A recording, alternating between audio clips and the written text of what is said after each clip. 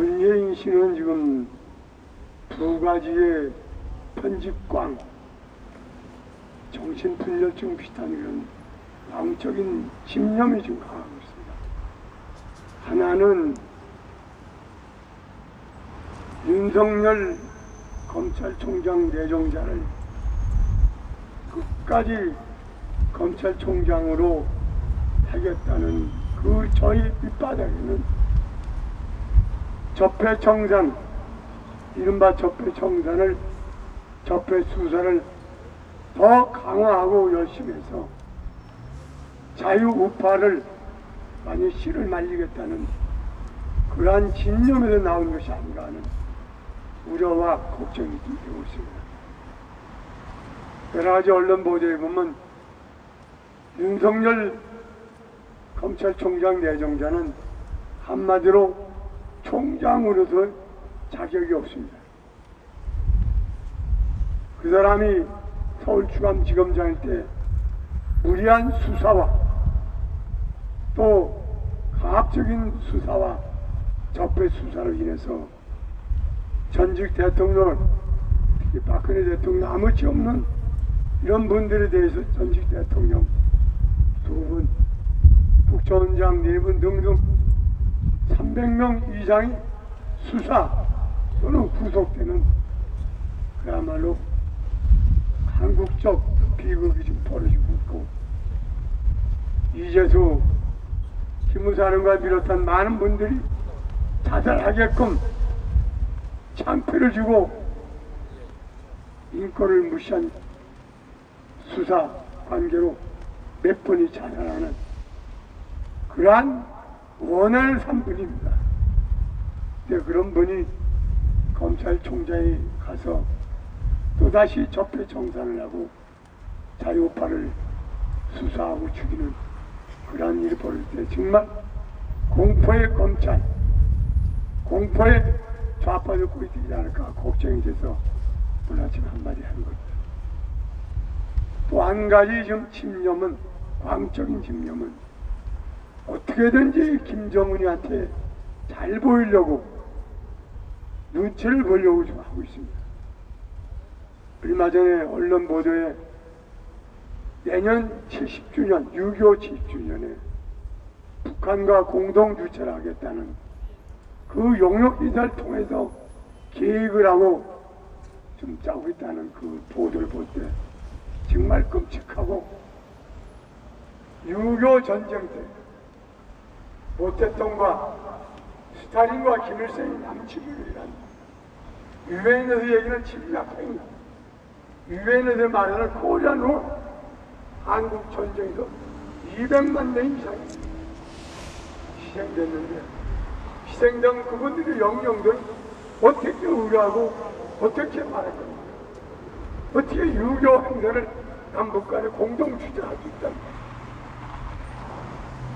문재인 씨는 6.25 전쟁 기념 행사하기 전에 북한으로부터 사과를 받아야 되고, 전쟁 범죄에 대해서 국제재판소에 기소해 고발해서 거기에 대한 책임자를 처벌하는 그런 연후에 6.25 전쟁 70주년을 하는 것이 국민의 바람이고 소망입니다. 즉각 만일에 그러한 것이 되면 아마 또 내년에 6.25 기념일 날 엄청난 또 사태가 벌어질 거라고 생각합니다. 아마 이것도 다 내년 총선에 김정은을 이용한 그런 총선을 하기 위한 그런 전략으로 봅니다. 문재인 씨는 즉각 북한 김정은에 대해서 6.25 전쟁에 대한 사과를 받아내고, 그리고 전쟁 범법 제한 처벌을 요구하는 그런 요구를 해주기를 간절히 바랍니다. 이상입니다.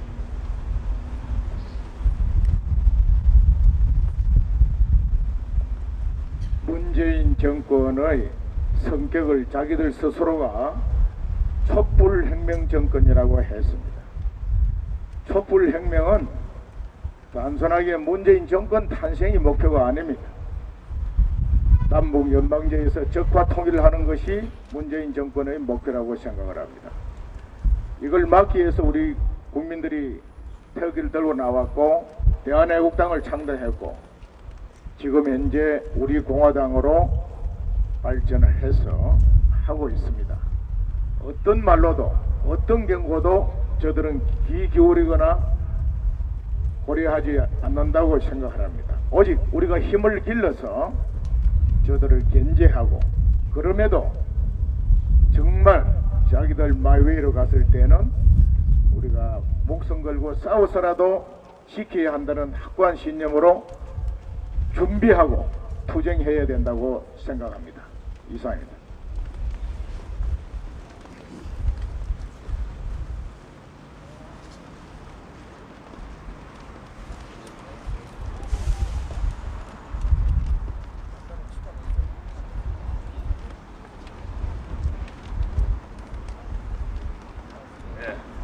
저도 간단하게 좀 말씀드리겠습니다. 광화문광장에 다시 들어왔으면은 연구원 주체가 팟캐스트 프로그램이 짜져야 되지 않는가 뭐 그런 생각을 좀 하게 되고요. 또 아마 내일 정도는 다시 발표를 해드리겠습니다. 그리고 이제 아베가 지금 이 한국의 문재인 정부에 대해서 이제 경제 전쟁을 선포로 한 것 같은데.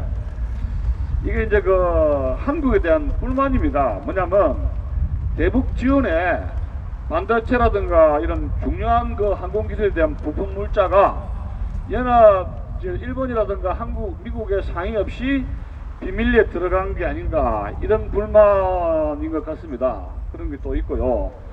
북한 핵이라는 것이 한국의 위협도 되고 일본의 위협도 되는데 이 주사파 정권이 상의를 안 하고 있다는 데 대한 불만이고, 제가 지난번에도 말씀드렸다시피 일본의 경제전쟁이 트럼프 행정부와 상의가 된 것 같습니다. 제 추측인데요. 왜냐하면 미국이 지금 문재인 정부를 손을 댈 수는 없단 말이에요. 세컨더리 보이콧. 그래서 이것은 미국이 세컨더리 보이콧을 한국의 주사파 정권에 하기 전에 일단 일본으로 하여금 손을 좀 보게 하는 전초전적 성격이 깊다, 이런 것을 말씀을 드리고 싶고요. 지금 일본이 한국에 대한 태도, 경제전쟁이라는 것은 미국의 의중이 있는 겁니다. 그렇기 때문에 현재 동북아의 정세를 보면은 일본과 미국은 북한과 중국에 대해서 대항전선을 펴는데 인도 태평양 전쟁에 주사파 정권이 오케이를 지금 안 하고 있지 않습니까? 하웨이 제품 문제도 그렇고. 그렇기 때문에 일본의 의중이라는 것은 미국의 의중과 같이 간다, 이렇게 생각하셔야 되고, 아이고 한국 국민들이 일본 괘씸하다 이렇게 자꾸 생각하시는데 이 도발은 분명히 주사파 정권이 도발했다는 것을 말씀을 드리고 싶고, 일본이 이렇게 하는 것은 미국의 의중이 내포된 것이기 때문에 굉장히 심각하게 받아들여야 된다, 그런 것을 말씀드리고 싶습니다.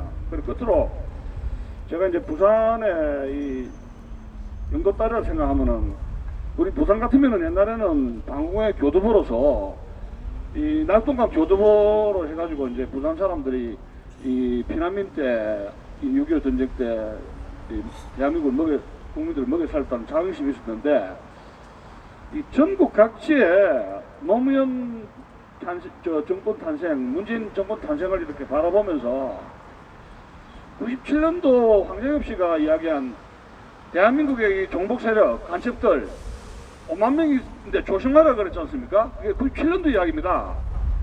이 사람들이 새끼를 깠으면 과연 몇만 명, 몇십만 명이 이 대한민국을 어지럽히고 있는가, 이런 것을 생각하게 됩니다. 월남이 공산화가 결국은 하노이의 고정가첩에 의해서 멸망된 것을 우리가 잊지 말아야 되겠습니다. 감사합니다.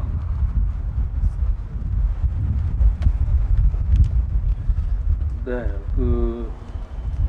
지금 일본의 아베 총리가 문재인 정권한테 칼을 빼들었는데, 이거는 단순한 일본 일개국이 하는 행위가 아닙니다. 제가 그간 누누이 한반도 전문가들하고 대화를 하고 분석한 바에 따르면은 문재인 주사파 정권이 한미일 전통적인 안보협력 체제에서 이탈하려고 하는 움직임에 대해서 미국과 일본이 긴밀하게 대화를 하면서 드디어 칼을 뺀 겁니다. 이제 경제 문제까지 칼을 빼고 있는 거예요. 그래서 이 문제에 대해서 단순하게 보면 안 된다. 앞으로는 더욱더 어려운 일이 있을 것이다. 이런 생각이 듭니다. 반도체 소재에 대한 수출 규제 문제는 가장 대표적인 경제적인 공세인데 이거보다 더한 후속 조치들이 있을 것이다. 그런 예상이 됩니다. 170조 가량의 그런 경제 피해가 예상된다는데 과연 어떻게 이 정부가 이걸 감당하고 지금까지 누리고 있는 경제적 번영의 토대가 유지가 될 것인지, 이것이 현실이고 대한민국이 분단 국가로서 우리 스스로가 잘 살고 있다는 자긍심이 있습니다만 국제정치 현실입니다. 이거를 무시하고 자꾸 민족 공존이 민족이 소중하지 않다는 게 아니에요. 현실을 무시한 이상적인 민족 공존은 빨리 좀 생각을 해봐야 될 것 같고, 시중에 많은 이야기가 있습니다만 대한민국 국민들이 지금 잊어먹고 있는 게 있어요. 미국에 대한 고마움을 모른다. 그리고 북한이 얼마나 위협적이고 남한을 접하려고 하는 그 위험성에 대해서 국민들이 망각하고 산다. 그리고 우리 대한민국이 얼마나 잘 살았는 나라인지 국민들이 망각하고 산다. 그리고 일본은 굉장히 힘이 있는 나라다. 전 세계에서 일본을 가장 무시하는 민족이 한민족입니다. 역사적인 아픔이 있습니다만 현실은 현실이고 과거의 교훈과 경제, 정치적인 현실에 대한 그 대응은 달라야 될 것입니다. 이런 것들 때문에 앞으로 대기업들이 더욱더 힘들어지는 이런 시절이 올 것 같아요. 오늘 저희들 사무총장 취임식이 2시에 있고요. 당사에서 10시 반에는 3.10 진상 특위 모임이 서울시당에서 할 것 같습니다. 그리고 4시에는 그 실무자회의 태극기 집회의, 6시에는 기자회견을 광화문에서 그대로 진행되고, 그 다음 팟캐스트는 오늘 아마 우리 지도부 위주로 진행돼야 되지 않을까 이런 생각이 듭니다. 이 광화문 천막이 다시 쳐졌기 때문에 앞으로 애국정책전략연구원장님하고 상의해가지고 팟캐스트 외부 인사를 또 초청하는 방안도 한번 고민을 해봐야 될 것 같습니다. 계속 매일 기자회견은 6시에 진행되고 그 이후에 8시에는 우리 당원들과 대화하는 시간이 있을 것이다, 이런 말씀을 드리겠습니다. 하여튼 여러 가지 어려운 상황인데 서울시에서 개고장을 보내오고 해서 아마 내일 새벽쯤에 또 집행이 되지 않을까 이런 정보가 여기저기 수습되고 있는데 여기에 대한 대응책도 마련해서 우리 지도부가 당원들과 함께 대응을 해야 될 것 같습니다. 감사합니다.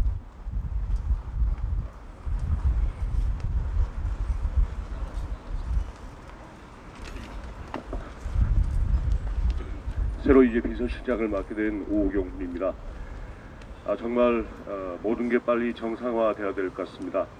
제가 사실 오늘 최고위원 또 당 간부 연석회의가 당연히 당사에서 있으려고 생각하고 당사를 갔다가 지금 여기로 왔는데 하루빨리 우리가 요구하고 있는 30 희생자에 대한 진실 규명에 정부는 빨리 착수해서 저희 역시 정상적인 당무로 좀 돌아갈 수 있도록 정말 우리의 간절한 바람을 하루빨리 수용해 주시기를 촉구드립니다.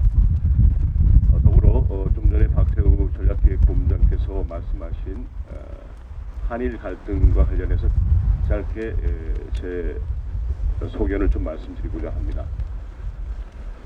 지금 한일 갈등이 드디어 우려하던 이 경제 분쟁, 무역 분쟁으로까지 확대되고 있습니다.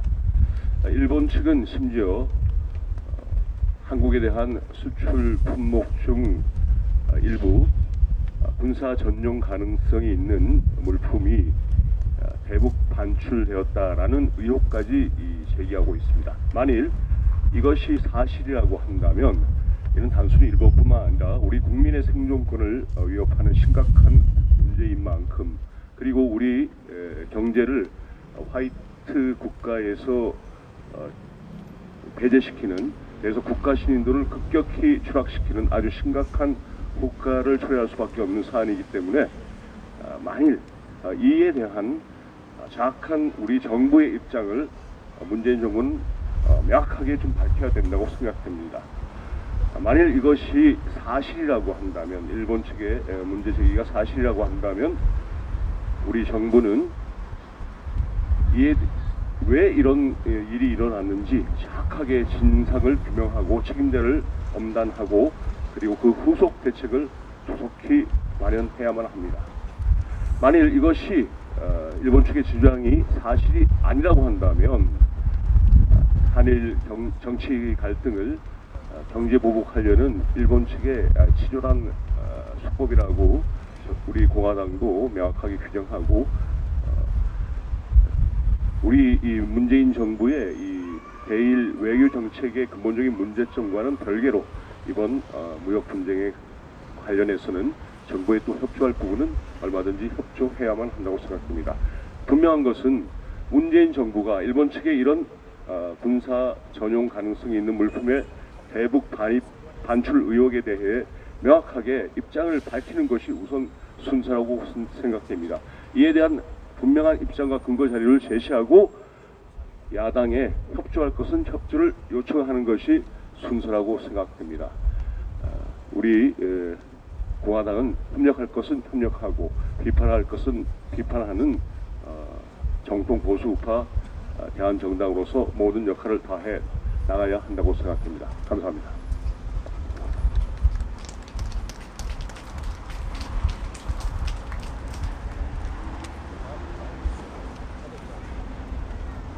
신임 사무총장입니다. 최고위원회는 오늘 처음 나왔습니다. 아직 일반 분당에서는 대부분 사무총장이 지명직 최고위원이기도 하고 또 일반적으로 뭐 조직 인사를 가지고 있으니까 최고위원 여부와 관계없이 참석하기도 합니다. 와서 이제 제가 며칠 파악을 해본 결과에 대해서 잠깐 말씀을 드리면, 그동안 우리 공화당이 투쟁의 선봉에 서서 제대로 우파의 목소리, 제대로 보수의 가치를 정립하고 있는 것은 분명합니다. 제가 늘 이런 말씀을 드립니다마는 지금으로부터 400여 년 전에 마키아벨리가 이런 말을 했습니다. 중립은 적을 만든다. 중립은 좌에서도 우에서도 욕을 얻어먹을 수밖에 없는 운명입니다. 그러나 저희는 한쪽에 든든한 지지 기반과 이념을 가지고 이제 지금까지 잘 해왔습니다. 앞으로 공당으로서 국민들에게 더 알리고 제대로 알리기 위해서 조금 더 큰 노력이 필요하다 이렇게 생각을 합니다. 국회의원 의석수 5인을 기준으로 해서 정당 보조금이 나오는 5부석이 기준입니다만은 지금 법적으로는 1석도 정당 보조금이 나오도록 되어 있습니다. 물론 규모의 차이는 있습니다만, 그런데 지금 이 좌파 언론들이 특정 정책에 대해서 논평을 내는데 정의당은 내고 저희 당은 제대로 내지 않고 있는 실정입니다. 도대체 기준이 뭐냐, 이거부터 좀 따져 나가야 될 것입니다. 차라리 원내 교섭단체 기준이면 이해가 갑니다. 그런데 자기들 마음에 맞는 논평만 받아들이는 이러한 기울어진 언론 환경, 이거부터 개선해 나가야 되겠다 이렇게 생각을 합니다. 제가 오자마자 많은 기자간담회, 제가 주재하는 기자간담회가 이미 준비가 되어 있습니다. 앞으로 당대표 주간 기자회견 등을 포함해서 아주 우리 당을 알리는 그런 노력들을 해나갈 계획입니다.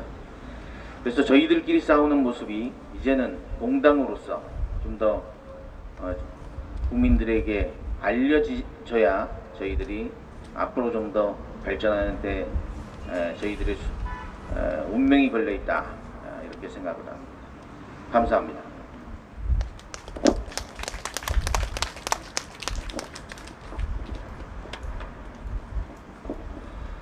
최근 일본과의 관계에 대해서 참 우려스러운 부분이, 문재인 정부와 언론들을 중심으로 일본에 맞서야 된다, 일본에 대갚아줘야 된다 라는 정서를 국민들에게 반강요를 하고 있습니다. 저는 반도체 관련 공부를 했던 공학도로서 얘기를 하자면, 이 싸움은 이길 수도 없는 싸움이고, 그리고 이기더라도 얻을 게 없는 싸움입니다. 어떻게 됐든 그 피해는 모두 국민들이 감당을 해야 되고, 그리고 이 관련 산업이 미리 일본이 없으면 세계 어느 나라도 제대로 된 이 산업 유지나 이제 병행을 나아갈 수 없습니다. 다른 나라도 마찬가지입니다. 그런데 그런 일본과 대척을 한다고 하면 지금 가장 문제인 건 삼성, SK인데 이 두 기업이 일본의 제재 이후로 지금 아마 재고가 남아있는 게 한 3달, 4달치는 될 겁니다. 근데 그 이유가 문제인데 뭐 언론을 중심으로 뭐 국산화 기술에 뭐 우리나라가 그 기술을 다시 이제 가져올 수 있는 그런 기점으로 삼아야 된다 이런 얘기를 하는데 제가 생각했을 때 최소 2년에서 3년은 걸릴 것 같은데 그 사이면 삼성과 SK는 관련 산업이 다 망하고도 남을 시간입니다. 이러한 문재인 정부와 대한민국 언론들의 잘못된 현실인식, 그 현실인식의 결과가 결국에 국민들한테 다 피해가 갈 텐데 왜 아무 대책도 없이 이러한 인식을 국민들한테 강요를 하는지 정말 화가 나고, 지금까지 일본 입장에서 일본이 가장 두렵고 가장 경계해야 될 상대가 북한이었습니다. 왜냐, 일본에게 직접적으로 핵이 올 수 있는 범위에 있는 가장 위협적인 국가였으니까. 그런데 그 북한에 대한민국이 기술과 자금을 대준다면 당연히 일본 입장에서는 가장 경계해야 될 나라가 대한민국이 되는 겁니다. 그러한 대한민국 정부가 앞서서 단일 정서를 소두하고 있는 지금의 상황에서 일본 정부의 이러한 대처는 저는 별로 이상하게 여겨지지 않습니다. 대한민국 정부, 문재인 정부의 잘못된 현실인식과 잘못된 방향, 외교력이 대한민국 국민 전체에게 영향력이 간다면 이건 자신들의 방향을 바꿔야 될 문제이지 국민들에게 자신들의 방향을 믿고 따라오고 일본과 맞서 싸워달라라고 호도해야 될 문제가 아닙니다. 문재인 정부는 자신들의 모든 외교가 포커스가 다 북한에게 맞춰져 있고 그 부수적인 역량에 따라서 지금 대일관계 그리고 대미관계 다 난장판이 됐는데, 그러한 책임을 자신들이 방향을 선회함으로써 국민들을 다시 대한민국의 안전한 반석으로 데려갈 수 있는 그러한 터닝포인트를 지금이라도 늦지 않았다면 바로 잡는 게 맞다고 봅니다. 자신들의 잘못된 방향을 국민에게 강요하고 같이 죽자고 하는 것은 그것은 잘못된 것이라고 봅니다. 감사합니다.